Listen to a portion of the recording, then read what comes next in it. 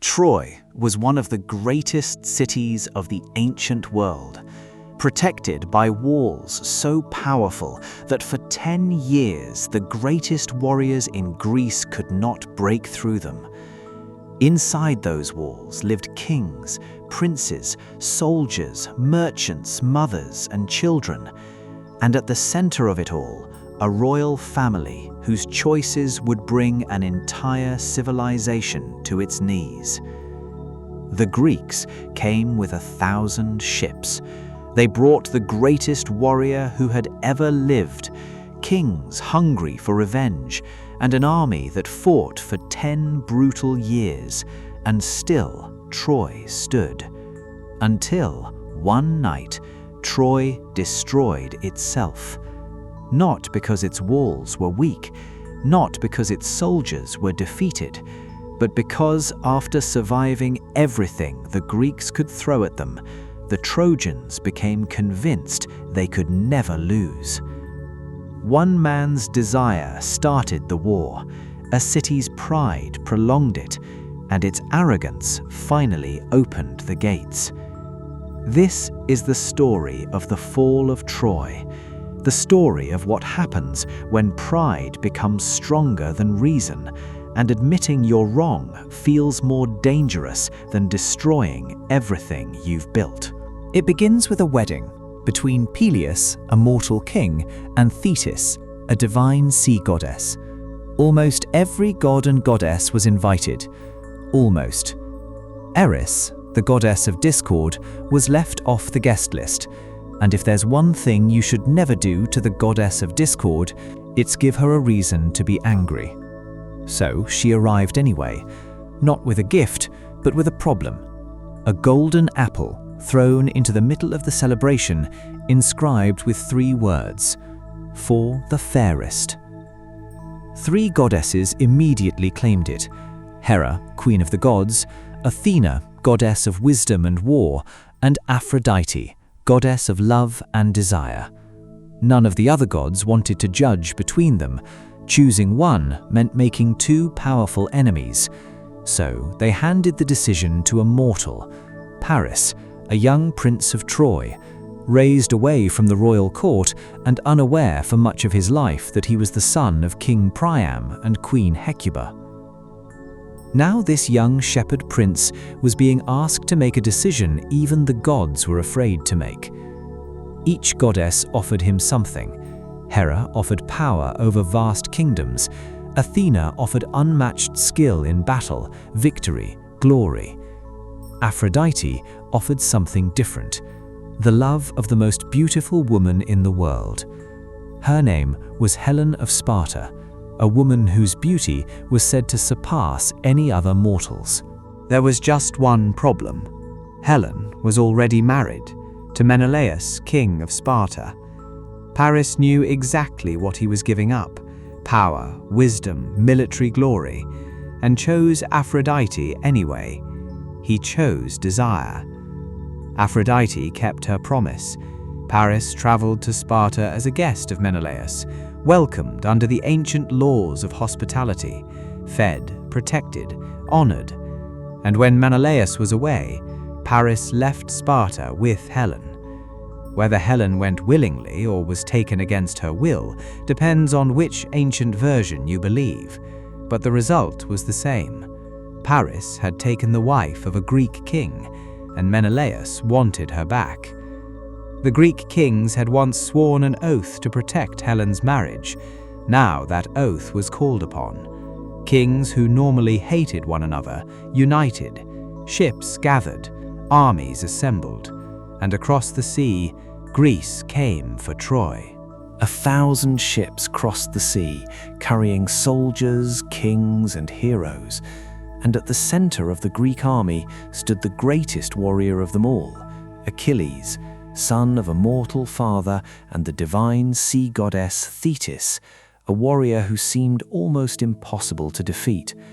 But Troy had its own champion, Hector, eldest son of King Priam, brother of Paris. Unlike Paris, Hector understood exactly what his brother's choices had cost them. He didn't want this war and didn't believe it was worth the destruction it had brought, and yet he fought because Troy was his home and someone had to stand between his people and the army outside. This is where the story stops being about Helen and starts being about pride. Troy had chances to end it. Helen could have been returned, an apology offered, some compensation made. Instead, Troy refused, and every year the war dragged on, the cost grew. Villages burned, thousands died. Still the walls stood.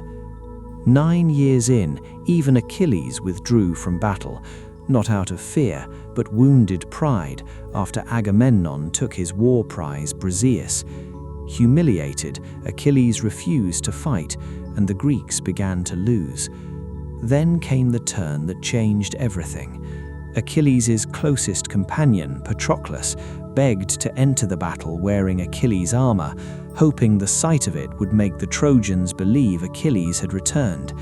Achilles agreed, but Patroclus pushed too far, chasing the Trojans back toward the city, where he met Hector, and Hector killed him.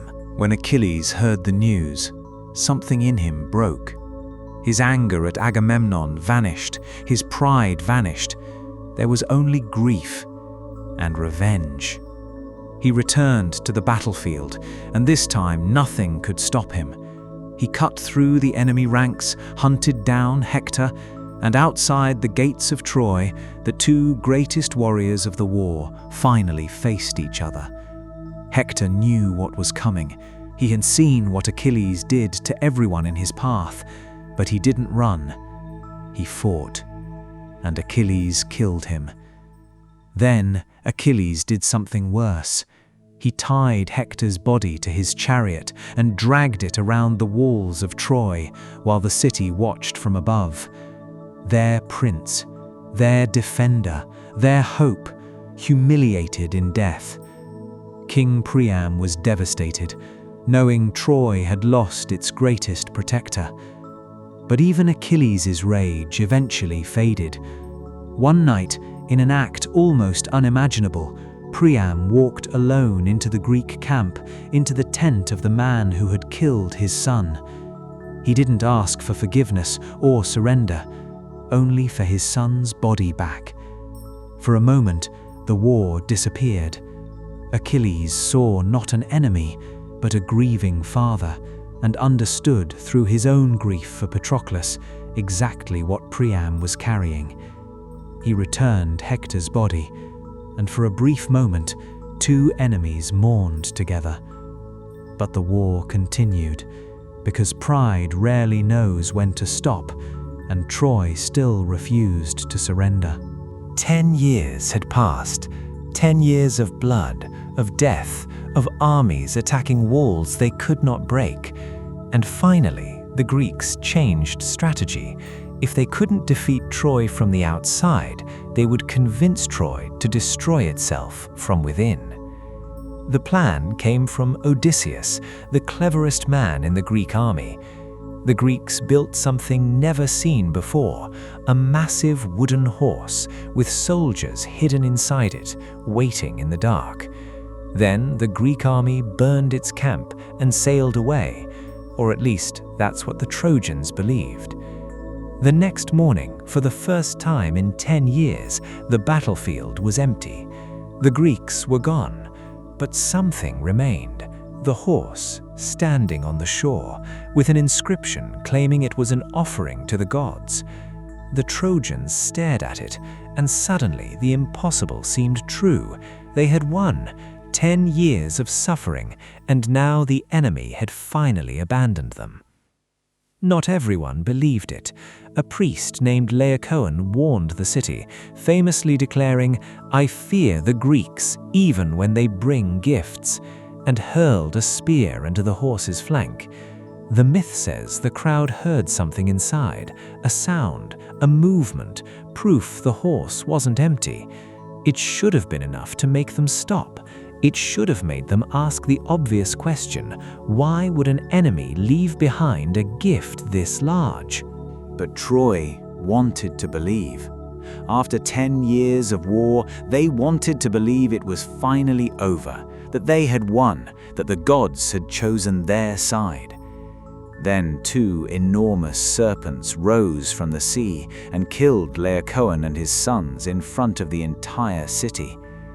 The Trojans didn't read it as a warning, they read it as punishment for doubting a gift the gods themselves had sent. So the horse must be real, the Greeks must really be gone. That belief was exactly what Odysseus had been counting on. Troy celebrated. They drank, they sang, and for the first time in a decade, they slept without fear. That night, the soldiers inside the horse waited in silence until the city had gone quiet. Then, one by one, they climbed down, moved to the gates, and opened them. Outside, the Greek army had returned. The ships had never truly sailed home, they had simply waited out of sight. Now the strongest walls in the ancient world were no longer protecting the city, because Troy had opened them itself.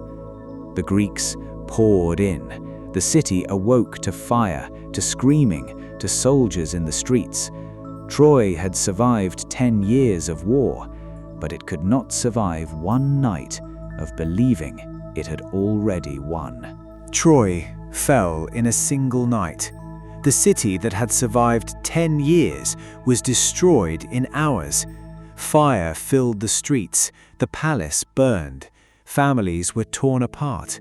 The men of the city were killed, the survivors taken as slaves, and the royal line was almost entirely erased. And Helen, the woman whose story had supposedly started it all, returned to Sparta. The myths disagree on what exactly happened to her, victim in some versions, willing participant in others. But the irony remains the same. An entire war fought in her name, thousands dead, a city burned, and in the end, the world simply moved on. The tragedy of Troy isn't only that a city was destroyed, it's that the destruction could have been prevented again and again.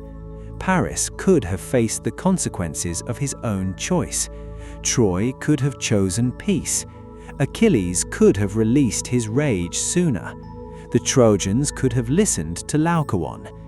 Each time, someone chose pride instead. Someone chose revenge, denial, the protection of their own ego over the truth in front of them. And eventually, there was no reality left to protect, only ashes. That's why the story of Troy has survived for thousands of years. Troy wasn't destroyed by one decision, it was destroyed by a chain of them. One choice led to another. One mistake became a war. The war became a matter of honor. Honor became pride, and pride became blindness. That's how destruction often works. It rarely arrives all at once. It begins with something small, a mistake you refuse to admit, an apology you refuse to give, a warning you refuse to hear, a truth too painful to accept. And then you defend the decision, because admitting you were wrong now would mean admitting everything you did afterward was built on a mistake. So you keep going, you fight harder, you become more certain, more defensive, until you're no longer protecting the truth, you're protecting your pride. Troy's greatest enemy was never just the Greek army. They spent 10 years trying to break its walls and failed. What they couldn't destroy from the outside, Troy eventually destroyed from within. And that may be the darkest lesson of the story. The greatest danger isn't always the enemy at your gates. Sometimes it's the thing you've invited inside, the belief that you cannot be wrong, the pride that refuses to apologize, the certainty that makes you ignore every warning. The wooden horse isn't terrifying because it was clever. It's terrifying because it worked. And it worked because the Trojans wanted to believe it. They wanted the war to be over. They wanted proof their suffering had been worth it. And that's exactly when people are most vulnerable. Not when they're afraid, but when they're desperate to believe they've already won. Because pride doesn't always sound like arrogance. Sometimes it sounds like loyalty. Sometimes it sounds like strength or faith. Sometimes it just sounds like we've come too far to turn back now. But there comes a moment when turning back is no longer weakness, it's wisdom. Troy never found that moment. So the walls came down, the city burned, and the greatest lesson it left behind wasn't about gods or heroes or even war.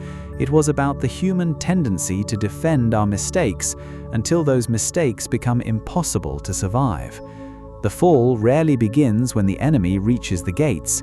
It begins much earlier, when we become too proud to admit that we were wrong. So, if Troy's story is really a warning, then perhaps the question isn't what destroyed Troy. Perhaps the question is, what is the wooden horse in your life? What are you allowing inside because you desperately want to believe it isn't a threat? And what wall are you still defending long after you've realized it was never protecting you? This is Echoes of Myth, because the old stories are not really about the people who lived them, they're about us.